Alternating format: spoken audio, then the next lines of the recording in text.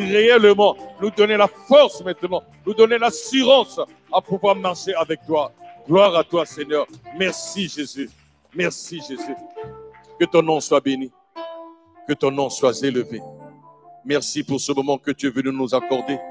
Merci pour cette grâce que tu es venu nous accorder encore aujourd'hui. Parce que je sais que sans toi, nous ne pouvons rien faire. C'est avec ton aide que nous pouvons tout. Que tout l'honneur et toute la gloire te soient rendus. Au nom de Jésus. Amen.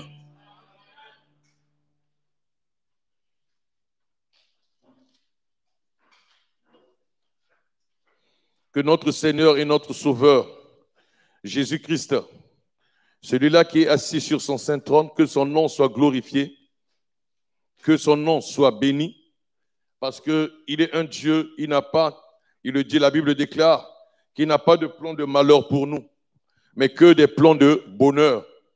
Et s'il a des plans de bonheur pour nous, c'est que toi aussi tu en fais partie. Tu fais partie de ce plan que Dieu a prévu pour chacun et chacune de nous. Que notre Dieu soit réellement élevé.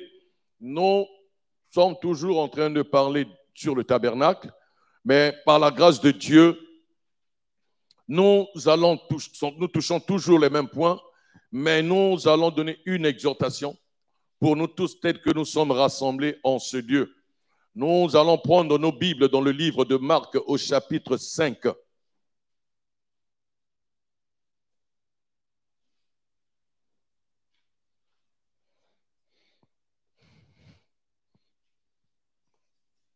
Je prendrai à partir du verset 21.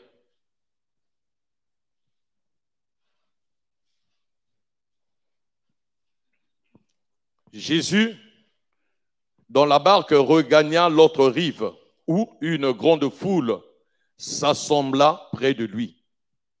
Il était au bord de la mer. Alors vint un des chefs de synagogue nommé Jairus, qui, l'ayant aperçu, se jeta à ses pieds et lui adressa cette instante prière. Ma petite fille est à l'extrémité, viens, impose-lui les mains afin qu'elle soit sauvée et qu'elle vive. Jésus s'en alla avec lui. Une grande foule le suivait et le pressait. Or, il y avait une femme atteinte d'une perte de sang depuis 12 ans. Elle avait beaucoup souffert entre les mains de plusieurs médecins. Elle avait dépensé tout ce qu'elle possédait et elle n'avait éprouvé aucun soulagement, mais était allée plutôt en empirant. Ayant entendu parler de Jésus, elle vint dans la foule par derrière et toucha son vêtement, car elle disait, « Si je puis seulement toucher ses vêtements, je serai guérie. » Au même instant, la perte de sang s'arrêta et elle sentit dans son corps qu'elle était guérie de son mal. Jésus connut aussitôt en lui-même qu'une force était sortie de lui et, se retournant au milieu de la foule, il dit, qui a touché mes vêtements? Ses disciples lui dirent, tu vois la foule qui te presse et tu dis, qui m'a touché? Et il regarda autour de lui pour voir celle qui avait fait cela. La femme, effrayée et tremblante, sachant ce qui en elle, vint se jeter à ses pieds et lui dit toute la vérité. Jésus lui dit, ma fille, ta foi t'a sauvée. Va en paix et sois guérie de ton mal. Nous allons prendre le livre d'Exode.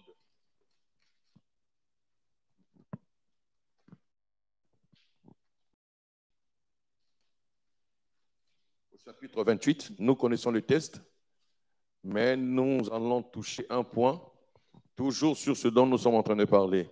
Je commencerai par l'Exode au chapitre 28, je commencerai par le verset 6. Je lis au nom de notre Seigneur et Sauveur Jésus-Christ. Ils feront l'éphod d'or, de fil bleu, pourpre et cramoisi et de fin lin retors. Il sera artistement travaillé. On y fera 2 épaulettes on y fera 2 épaulettes qui le joindront par ces deux extrémités. Et c'est ainsi qu'il sera joint. La ceinture sera du même travail que l'éphod est fixé sur lui. Il sera d'or, de fil bleu, pourpre et cramoisi et de fin lin retors. Tu prendras 2 pierres d'onyx et tu y graveras les noms des fils d'Israël, 6 de leurs noms sur une pierre et les 6 autres, les 2 pierres sur les épaulettes de l'éphod, en souvenir des fils d'Israël. Et c'est comme souvenir qu'Aaron portera leur nom devant l'Éternel sur ces 2 épaulettes.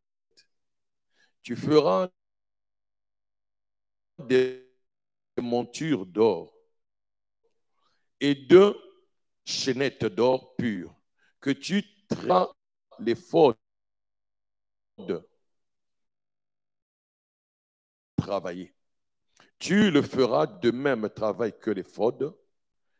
Tu le feras d'or, de fil bleu, pourpre et cramoisi et de fin lin retors. Il sera carré et double.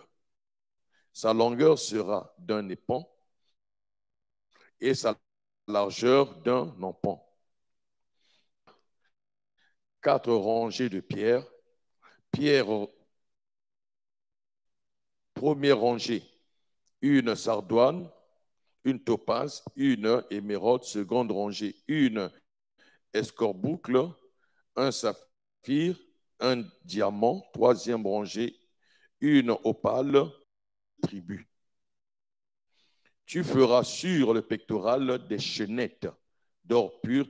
Je n'ai pas repris le texte de Matthieu 24 parce que nous sommes toujours en train de parler sur les signes de son avènement. Mais c'est le grand thème, c'est le tabernacle. Est-ce que c'est bon? Alors, dans le tabernacle, nous avons appris, nous avons été enseignés, instruits, que le tabernacle, il était montable et démontable.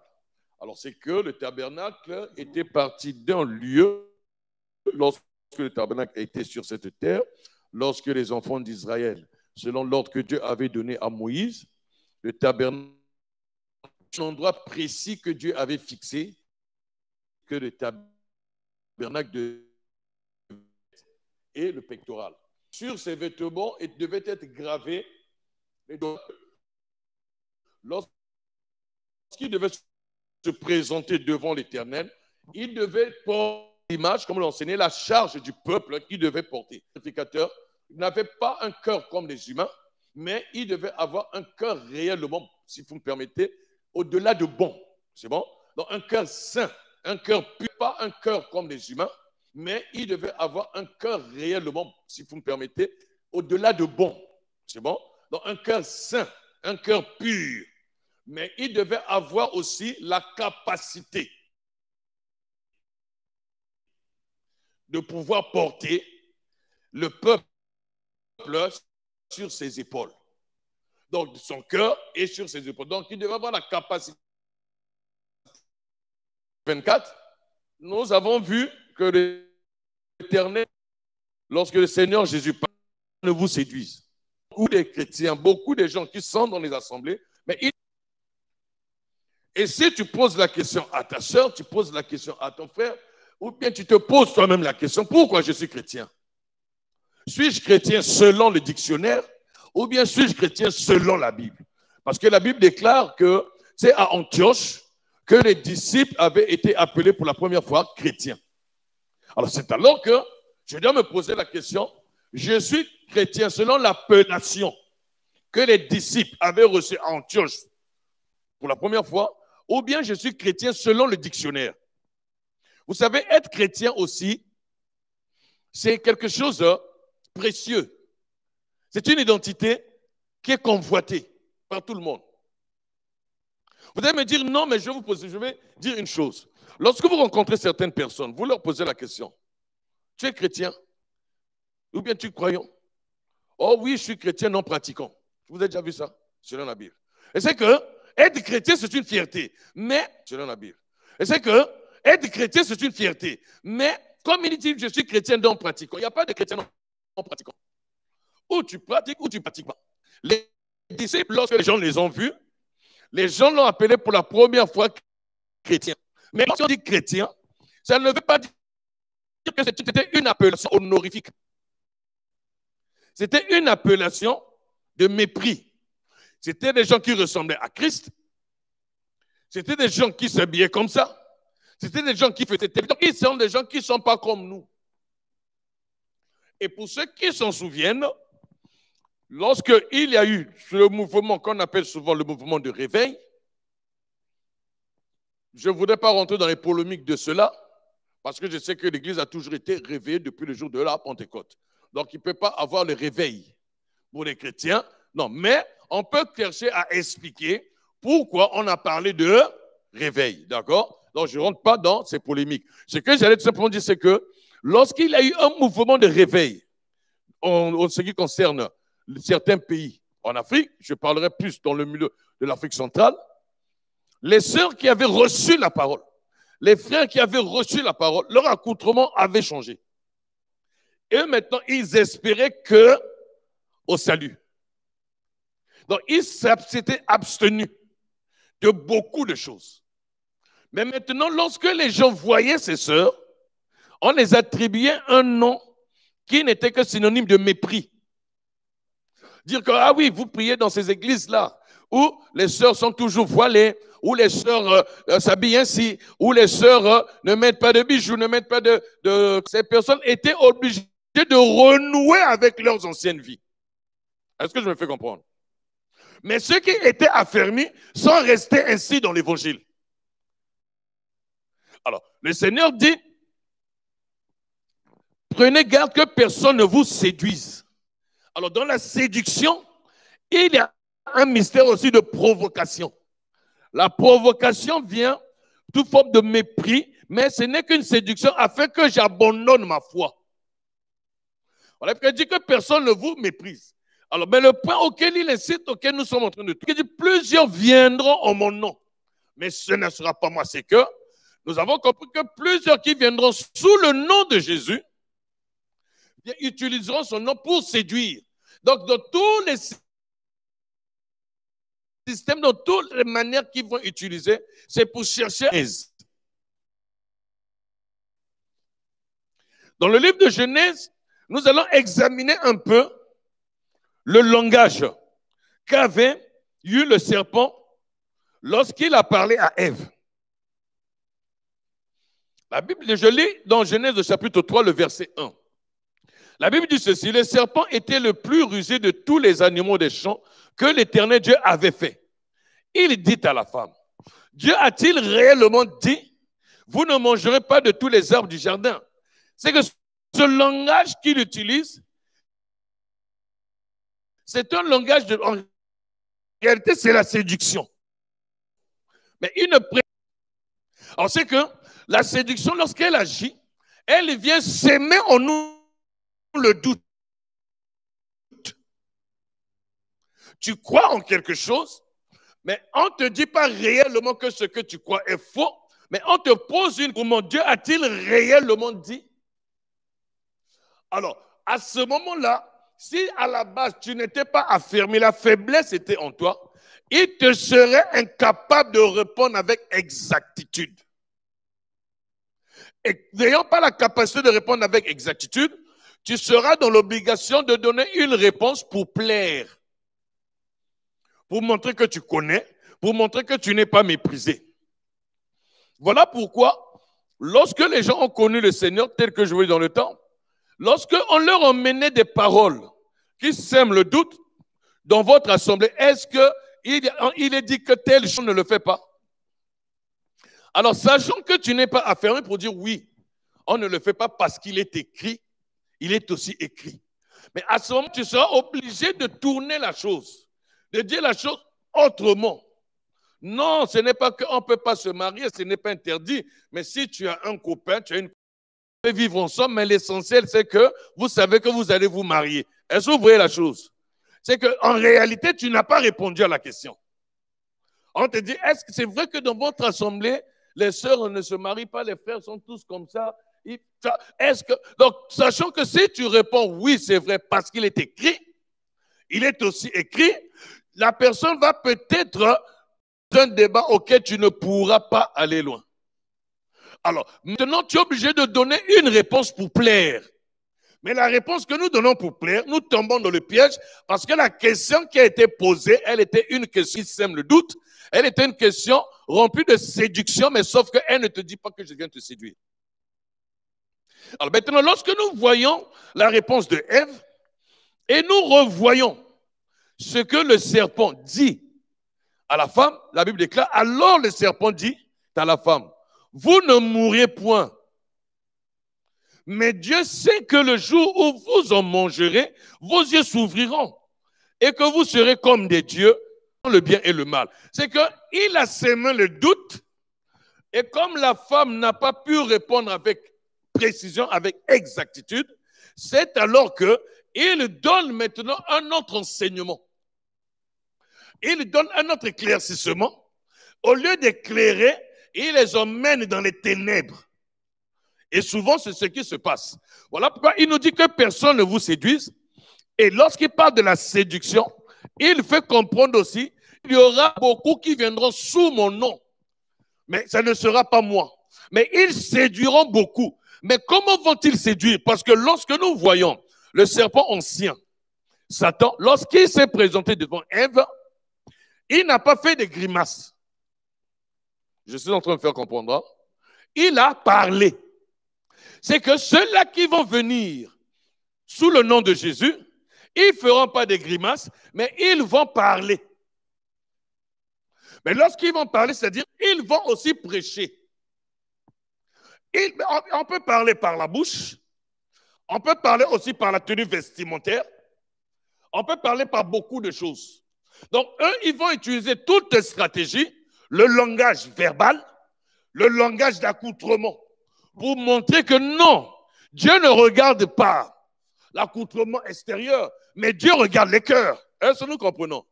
C'est ça, ils séduiront beaucoup. Voilà pourquoi aujourd'hui nous voyons dans beaucoup d'assemblées, là où la séduction est rentrée, là où ils utilisent le nom de Jésus, ils utilisent le nom de Jésus pour pouvoir séduire. Les femmes peuvent s'habiller comme elles veulent. Mais cependant, on leur fait comprendre que Dieu regarde que les cœurs. Nous sommes tous d'accord. Dieu regarde les cœurs. Mais ce même Dieu qui regarde les cœurs, lorsqu'il est venu sur cette terre, il dit une chose. Celui-là, il dit il y aura des scandales.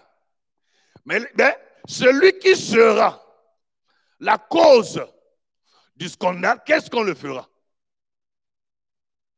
Est-ce que je suis en train de le faire comprendre? On va l'acclamer.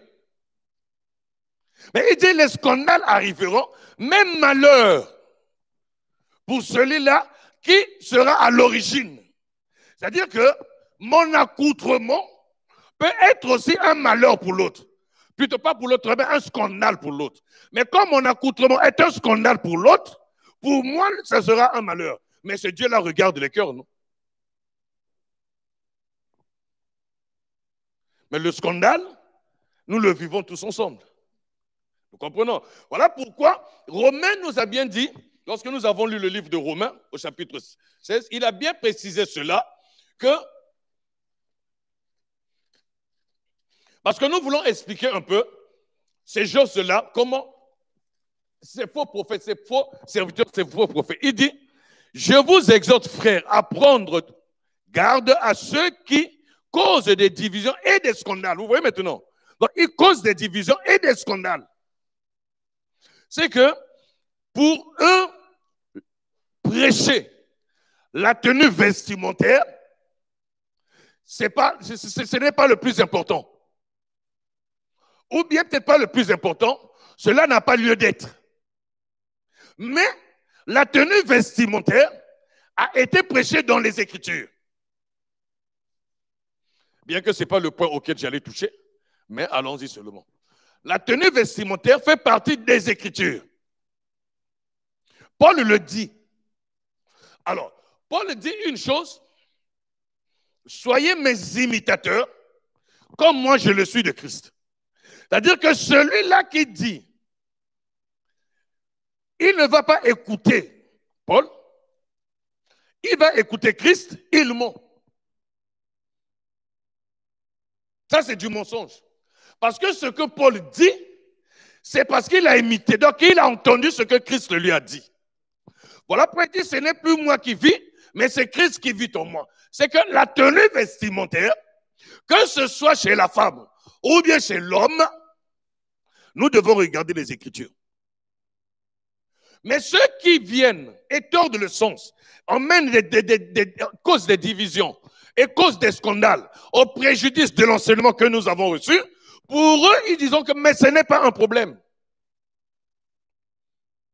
Je l'ai dit entre-temps, la colère. On peut être en colère sans péché.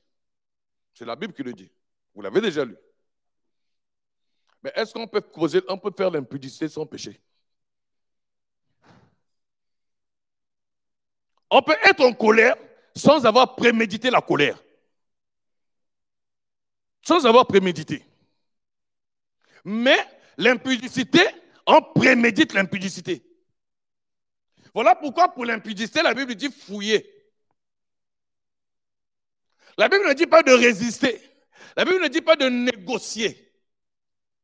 Mais ceux qui vont causer des divisions et des scandales, ils ne toucheront pas ce point-là pour interpeller le peuple. Non, laisse cette chose-là. Ils ne diront pas au peuple, nous condamnons. La Bible condamne et nous aussi, nous le faisons. Alors, vous remarquerez ces choses-là. Il y a un point encore que j'allais dire. Lorsque vous lisez les Écritures, il y a certaines choses qui sont surprenantes. Paul, il n'est pas là. Mais il entend des échos. Mais l'écho qui se passe, il apprend ce qui se passe dans telle ville. Et il écrit. Mais en écrivant, il dit qu'il s'associe aux autres et il donne déjà sa décision. Que ce genre de personne soit livré à Satan. Parce qu'il sait que la décision qu'il va prendre, les anciens qui sont dans cette assemblée, les ministres qui sont dans l'assemblée de Corinthe, ne diront pas non. Je ne sais pas si je me suis fait comprendre. Parce qu'ils étaient conduits par le même esprit. Mais aujourd'hui, qu'est-ce qui se passe?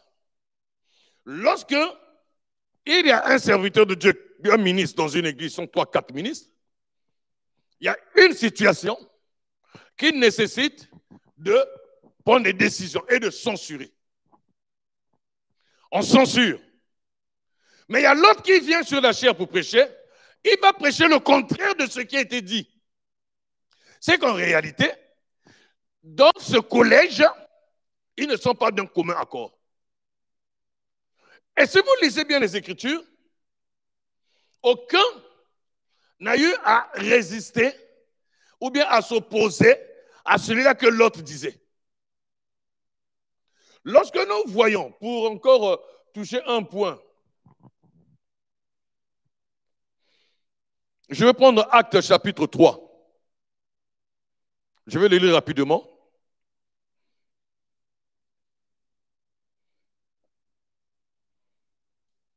Je commence par le verset 1. C'est pour tirer un test afin de soutenir ce que je suis en train de dire. Pierre et Jean montaient ensemble au temple à l'heure de la prière. C'était la 9e heure. Il y avait un homme boiteux de naissance qu'on portait et qu'on plaçait tous les jours à la porte du temple appelé Belle, pour qui il demanda l'aumône à ceux qui entraient dans le temple. Cet homme, voyant Pierre et Jean qui allaient y entrer, leur demanda l'aumône. Pierre, de même que Jean, fixa les yeux sur lui et dit, regarde-nous. Regardez attentivement, s'attendant de recevoir d'eux quelque chose. Alors Pierre lui dit, je n'ai ni argent ni or, mais ce que j'ai, je te le donne. Au nom de Jésus-Christ de Nazareth, lève-toi et marche. Lorsque nous lisons, la Bible dit clairement qu'ils étaient deux.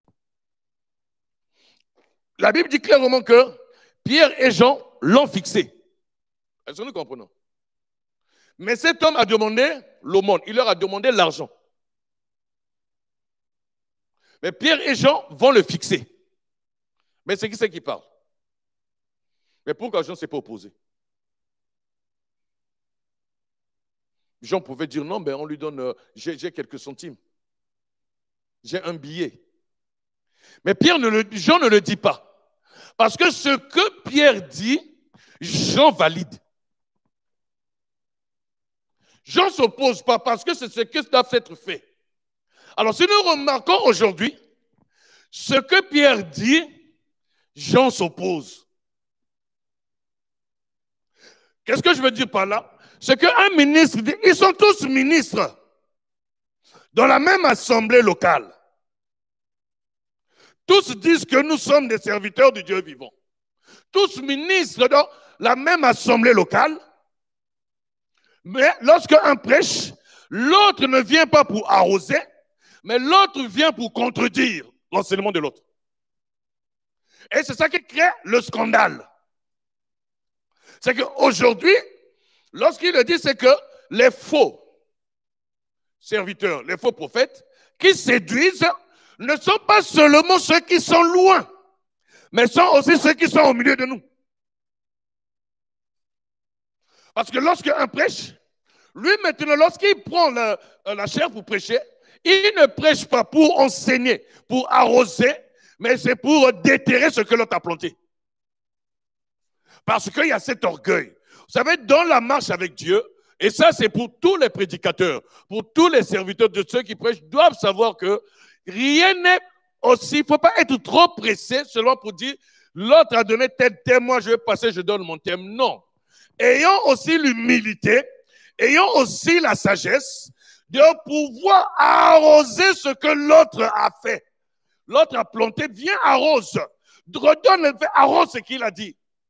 Et c'est au travers de cela que l'Éternel Dieu te rajoutera. Arroser n'est pas synonyme de faiblesse ou bien de manque de connaissance, non. La Bible dit que Apollos était éloquent. Il avait aussi la connaissance de la parole de Dieu. Mais Paul dit, j'ai planté et Apollos a arrosé. Et c'est Dieu qui fait croître. Mais si dans un jardin potager, si on n'arrose pas, à quel moment on verra les fleurs sortir? On verra les légumes sortir. Il faut arroser. Donc celui qui plante et celui qui arrose, les deux font un travail considérable. Mais il y a tellement de séducteurs qui utilisent la chair pour séduire. Alors ils séduisent comment? En donnant des enseignements qui font plaisir à la chair. Des enseignements qui créent la contradiction.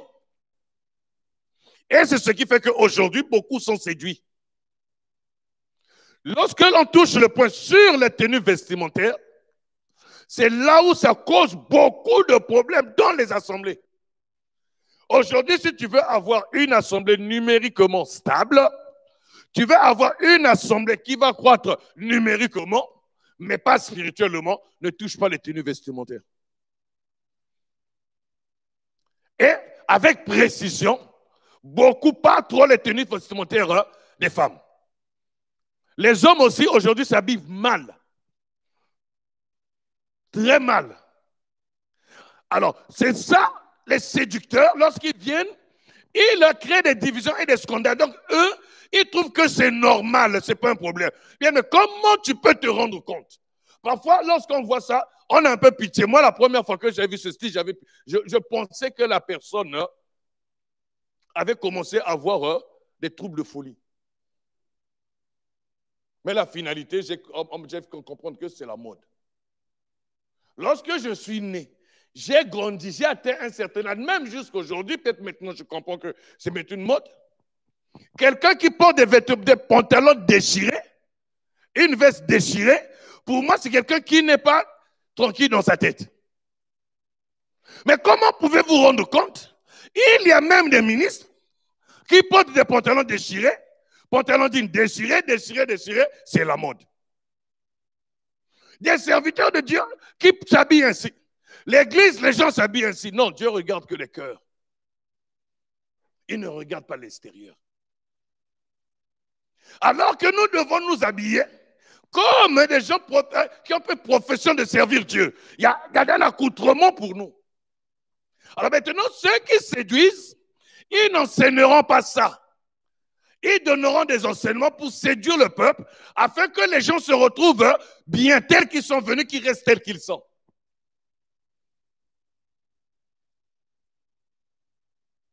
L'Église aujourd'hui est devenue, le mot m'échappe, mais cave de vin. C'est-à-dire, qui t'a dit que c'est interdit de prendre de l'alcool? Un peu de vin, c'est bon pour l'estomac. Vous vous retrouvez avec des serviteurs de Dieu, un repas, chacun donne des bouteilles de vin.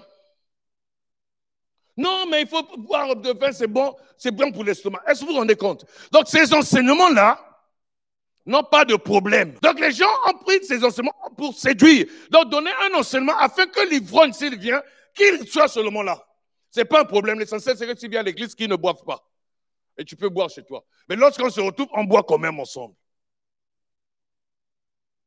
Donc on laisse les gens dans leur état, tels qu'ils sont, dans l'état de péché. Mais la Bible déclare que cet enfant devait venir pour sauver son peuple du péché. Mais aujourd'hui, le peuple est sauvé du péché au travers de l'enseignement. Cette femme-là, la Bible déclare, elle a été souffrante pendant des années. Vous voyez, pratiquement 12 ans dans sa souffrance. 12 ans, elle perdait du sang. 12 ans dans cet état d'impureté. Mais la Bible déclare qu'elle avait perdu son argent partout, dépensé auprès de plusieurs médecins. Mais ayant entendu parler de Jésus, mais qui lui a parlé de Jésus?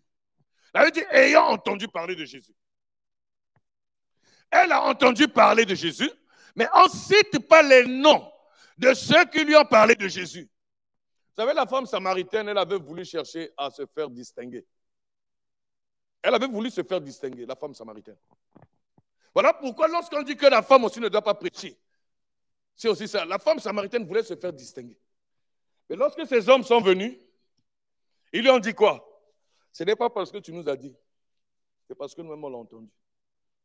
À ce moment-là, on n'a plus besoin. C'est qu'elle voulait se faire distinguer, mais on lui a fait comprendre que rien ne sert que tu te fasses distinguer. Parce que nous, c'est lui qu'on devait entendre.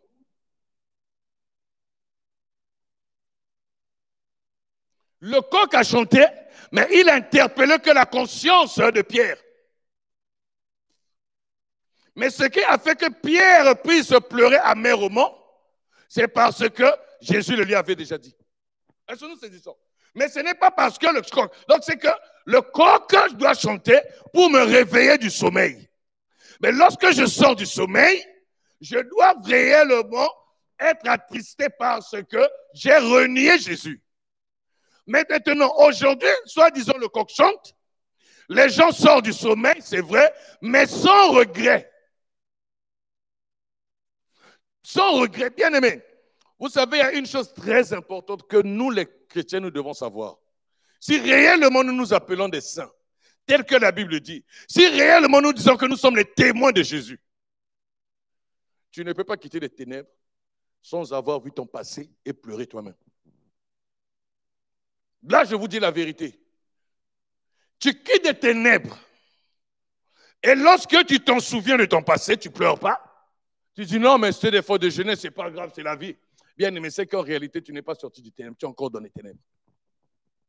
Parce que lorsque le coq chante, le coq annonce plusieurs événements, mais il annonce que le jour est proche.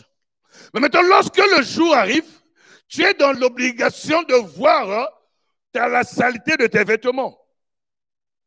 Je pense que si nous sommes dans le noir, personne ne verra la saleté de ses vêtements. Mais si nous arrivons là où il y a la lumière, c'est alors que tu vois ton pantalon est sale, ta chemise elle est sale, ton pantalon est froissé, ta chemise n'a pas été repassée.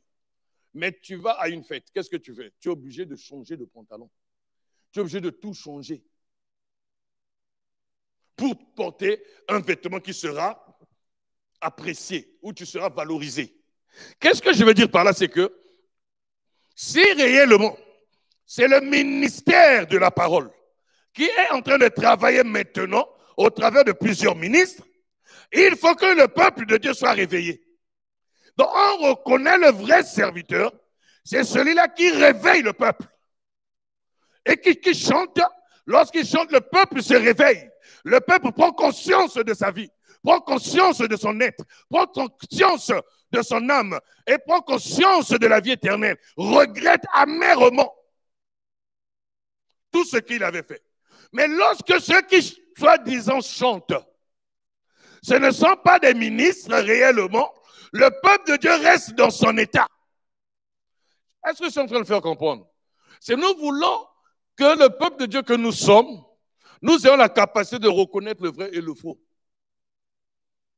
Le vrai, ce n'est pas parce qu'il va crier fort. Alléluia! Mais parfois les gens disent Alléluia, ils ne savent même pas ce que veut dire Alléluia. Les gens prient Alléluia comme un slogan.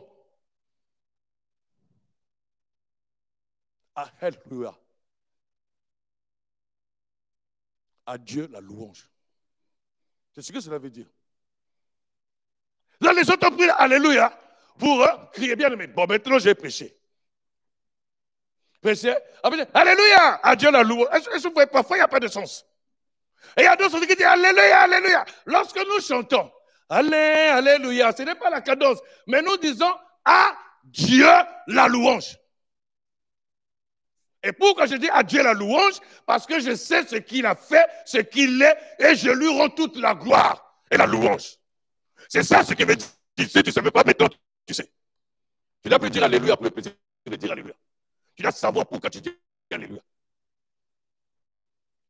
Alors, maintenant, nous devons reconnaître le vrai et le faux. Le faux, il ne peut pas t'emmener à la dimension de changer ton état. Tu resteras tel que tu es. 10 ans dans l'assemblée, tu n'as jamais entendu parler du péché. Mais tu entends parler que la bénédiction, la prospérité, il y a ceci. Et si on enlève la bénédiction, la prospérité, le deuxième point que tu entends, esprit de mort, esprit de blocage, esprit de célibat, esprit de... Il n'y a que ces deux thèmes-là que tu entends. Mais quand tes on te montrera Jésus, parce que ce n'est que Jésus-Christ.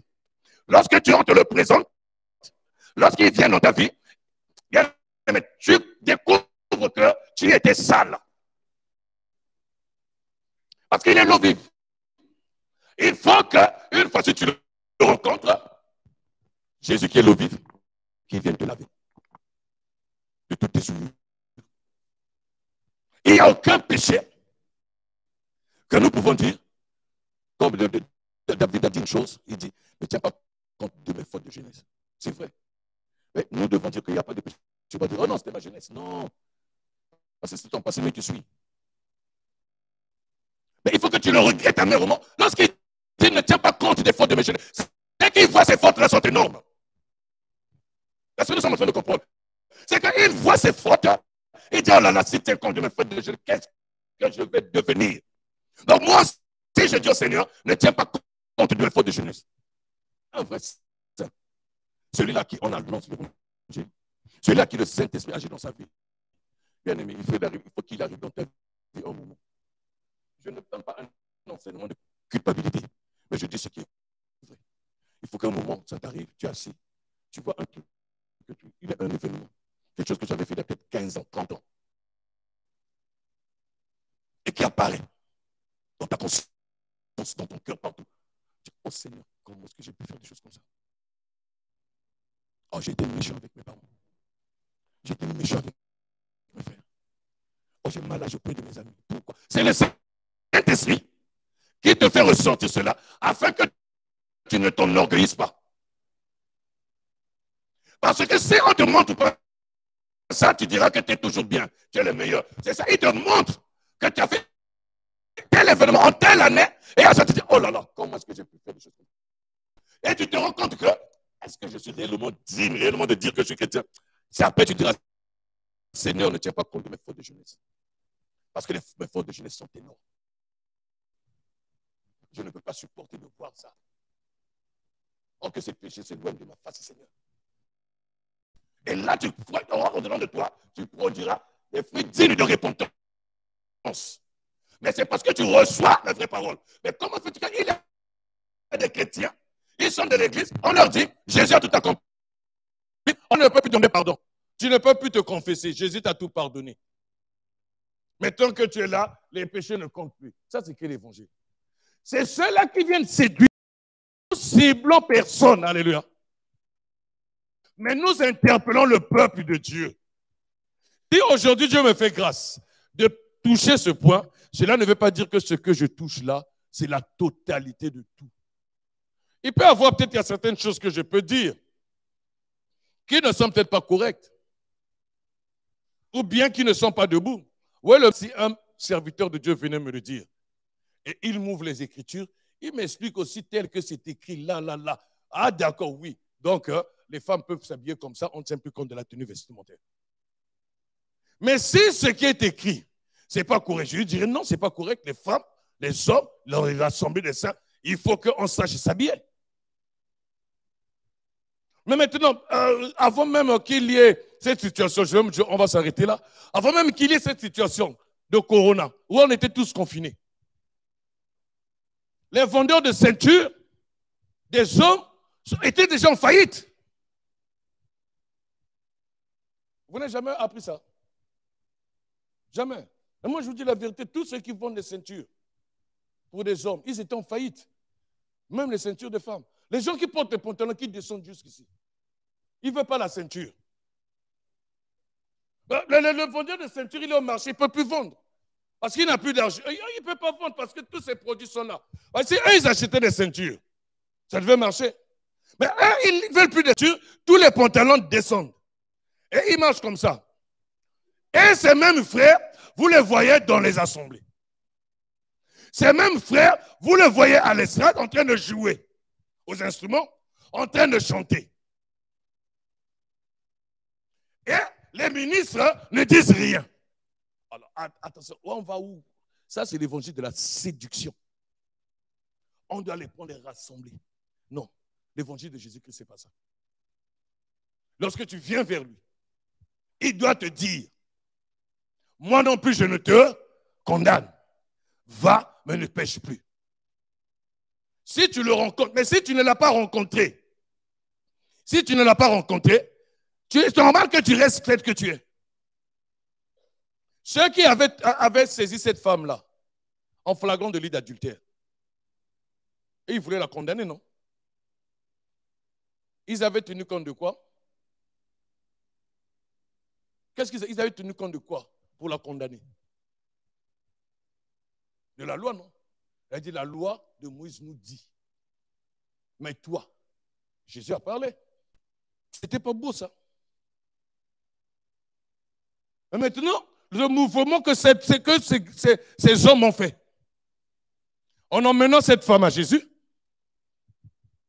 et lorsque Jésus a parlé, la femme est partie, mais ce mouvement-là, Paul l'explique. Dans Galates 3, lorsqu'il dit que la loi était pour nous comme un pédagogue, pour nous emmener à Christ. Donc la loi comme pédagogue a emmené cette femme à Christ, afin que Christ, qui est la loi, puisse la gracier. Mais bien, toi, tu n'aimes pas la loi. Mais comment tu iras vers Christ? Parce que la loi et les prophètes ont parlé de Jésus. Donc il faut que la loi t'emmène à Christ.